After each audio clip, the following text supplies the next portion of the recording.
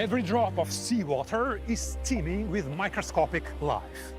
Many in Europe believe that one particular kind, called microalgae, has the power to change the world, making agriculture more sustainable and providing greener alternatives to plastics. Could these tiny marine organisms help us solve some of the biggest issues facing our planet?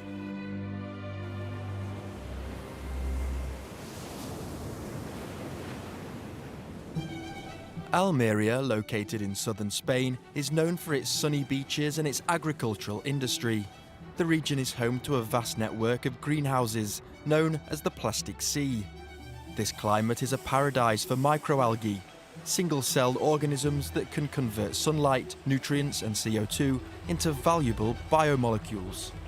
Local researchers found strains of microalgae that can purify local wastewater, while producing fertilizers and other products for farmers. They provide biostimulant properties for food production in agriculture, but also we isolate more or less 10 different microorganisms able to provide biopesticides. To be able to control fungi, insects and other disease in the greenhouses without using any chemicals. Only these natural molecules obtained from microalgae. Through EU-funded projects Sabana and Alginauts, a local biotech company has developed a range of commercial farming products made from microalgae ingredients. These eco-friendly alternatives align with the European Union's farm-to-fork strategy, which aims to halve the use of chemical pesticides by the end of the decade. We have to keep in mind that for 2030 we have to remove the chemical compounds in agriculture in order to get a sustainable and healthy food production.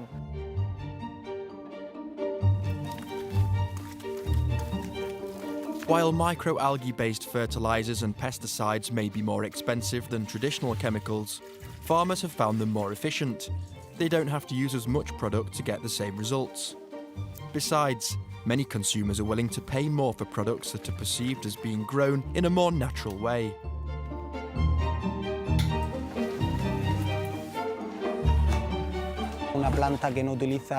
Plants that have not been treated with chemicals are more tender, greener, more natural. In the end, you're getting a higher grade product. But could microalgae do something about the plastic covering the greenhouses? Plastic pollution is a big concern for coastal regions like Brittany in France.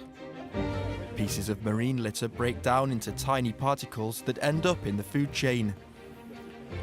Researcher Stéphane Brozo says the problem should be solved through collection and recycling, but in some cases, biodegradable alternatives could also play a role. There are always some plastics that end up in terrestrial or marine environments for which, indeed, the development of biodegradable polymers can be an ecologically responsible solution. It can be plastics used in the fishing sector, for example. It can be the agricultural sector. It can be the cosmetic sector, textile fibres. Another European project, Nenu Too Far, is fine-tuning industrial production of biopolymers using marine bacteria and sugars extracted from microalgae. The researchers say such bioplastics can be more sustainable than those made from agricultural crops, since microalgae cultivation does not require arable land.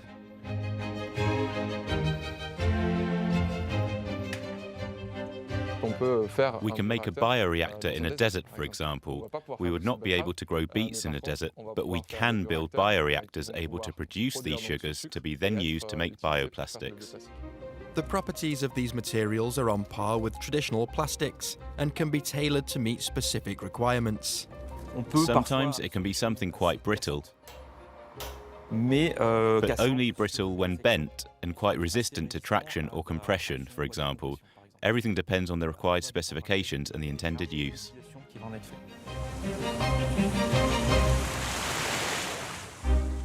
There are many potential uses for microalgae, from dietary supplements to cosmetics and biofuels. The technology is rapidly advancing, and the European Green Deal is expected to provide a boost to the industry in the coming years. This company, based near Faro in Portugal, has honed its microalgae production techniques for over a quarter of a century. Its co-founder believes that the true potential of this industry can be fully realised by eliminating bureaucratic obstacles, streamlining national regulations, and addressing what he perceives as unfair competition from environmentally harmful sectors that extract inexpensive natural resources. Somos muito poucos e muito pequenos. We are very few and very small, but we may become very large and could play a very important role in what may be the future in Europe. Até proporcionando uma nova forma de comida para pessoas, providing a new form of food for people, a new form of food for animals, a new way of producing things that we already produce, but in a less environmentally harmful way. Não é muito agradável para o ambiente. One example is aquaculture, which typically uses microalgae or phytoplankton to feed young fish and other farm species. The Aquaculture Research Station in Olhão is investigating the use of various strains to make fish healthier. Research is being conducted to explore the potential benefits of microalgae for adult fish too, suggesting a way to make industrial aquaculture feeds more sustainable.